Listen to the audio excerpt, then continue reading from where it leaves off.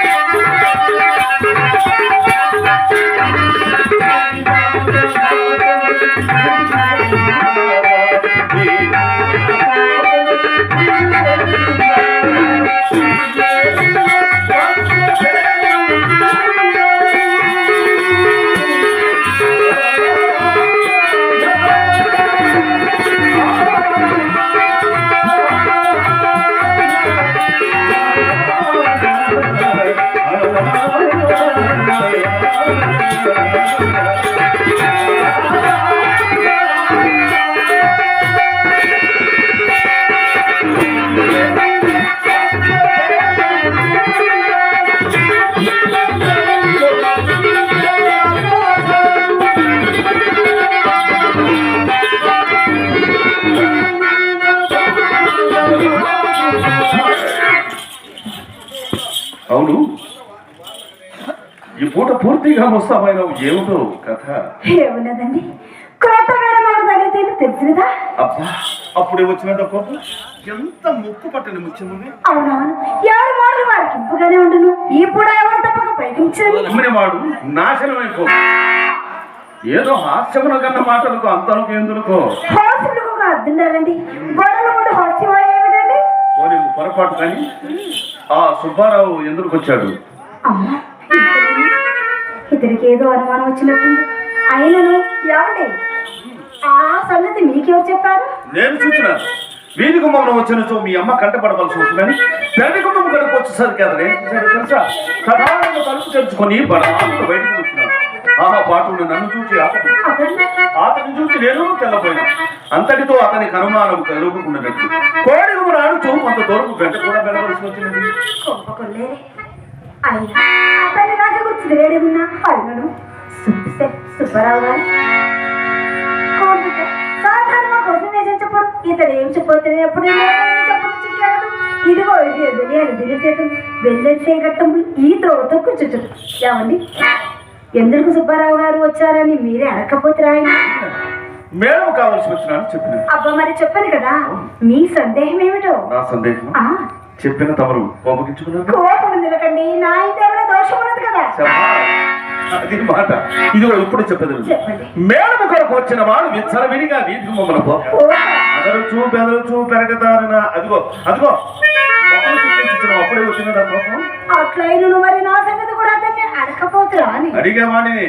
అంతలో ఒక బాల్యమిత్రుడు ఒకటి బహుకాల సమావేశము వలన పరమాదరము చేత కుశల ప్రశ్నలు వేయించుకోయి అంతవలన అడుగుడికి అవకాశం లేకపోయింది. అట్లయినా నేనే చెప్పరానికి ఇప్పుడు మేడం గురించి మోటలాడికే మా అమ్మతని మేడ నుంచి వెంట పట్టుకొచ్చినది. ఇంటికి వచ్చిన వారికి ఎవరికైనా సరే మరే ధర్మమే కదండి. అంతే కదా. కూర్చుండమని కూర్చి వేసి తను వచ్చిన పని విడిచిపెట్టి అధిక అవసరం పెట్టాను. ఎవడో సూపర్ వాడి పని ఎలాగ కోపం వచ్చిందో అలాగే నాకు కూడా కోపం వచ్చిందండి. వచ్చి తాపలేవు కానీ వచ్చిన పని విడిచిపెట్టి అధిక అవసరం పెట్టిన అందులో నాకు చిరాకు వచ్చి చదివిపోతుంది. మా అమ్మ నా మనసు కనిపెట్టి తోడు వంశం మీద అవును ఆ దారిని సాగినట్టు ఎవరిని నమ్ముడు నమ్మకముడు నడిచిన యథార్థమైంది కదా. నీ మాట నేను వేరమ్మా ఇప్పుడు నాతో నీ వెన్నడై నన్ను సొంత అబద్ధమాడమని కదా. నీ తోడనే కాదండి నేనెవరి తోడు నా అబద్ధమాడను. చింతామణి కులంలో పుట్టవలసింది కాదని చిన్నాలు పెద్ద ప్లాన్ కృతి కూడా ఒక కారణమే కదండి. సందేహమే ఎవరి మాట నిన్ను మాట నిన్ను శ్లాఘించలేదు.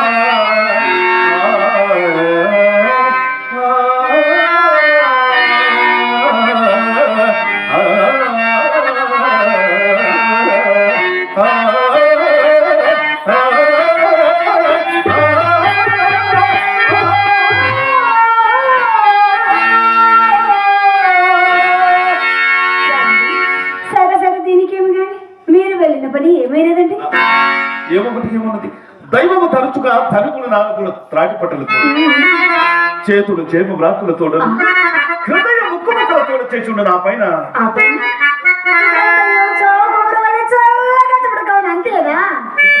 కానీ దినములలో తప్పక సానుకూలము కాగలను. ఇంకనేమండి ఎప్పుడు వాడమే దిగినది రేపు రేపు తగినవా మాట కడవరకు పోయి అప్పుడు నీకు ఇంతవరకు అదిగో ఎదుగో అని తుప్పిన తొంటని ఈ పూట తొంట చేయి చూపినాడు తెలిసినదా. ఇంకనేమండి ఆ తొంట చేతులు తెచ్చి మా ఇంట్లో తోడవచ్చును అంతేనా మాట శాంతముగా వినే మండిపడని ఏం చెప్పలేదు. ఇదిగో చిరాకుమాని చిరాకుమాని ఇక వినక్కర్లేదు ఇక వినక్కర్లేదు మా అమ్మ చేత పడలేక చచ్చిపోతున్నాడు. ఇక్కడికి రాదండి వినే విని నా ప్రాణం మధ్య మీరు మొదలు బాబు కోసం కొత్త నేను మరొక పరిస్థితి కానీ మరొకరైతే ఇద్దరితో మీ దారి మీది నా దారి నా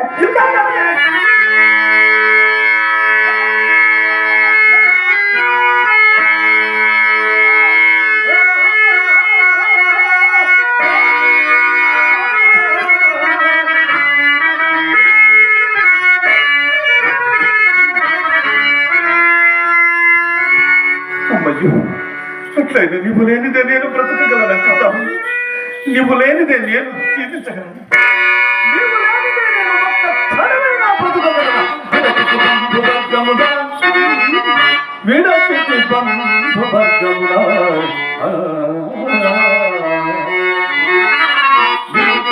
ప్రాణములు మిత్రుల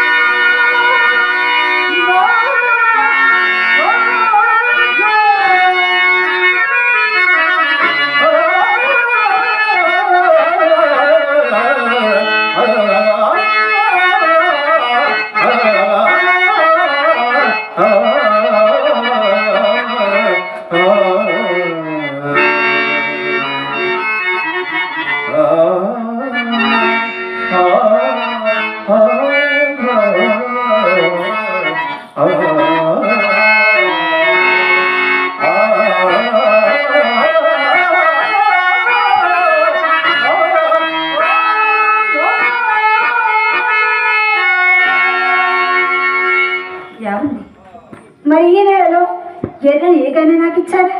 నాకు ఒక కాసానే ఇచ్చారా చెప్పండి. ఏమంటే విచ్చిద్దామని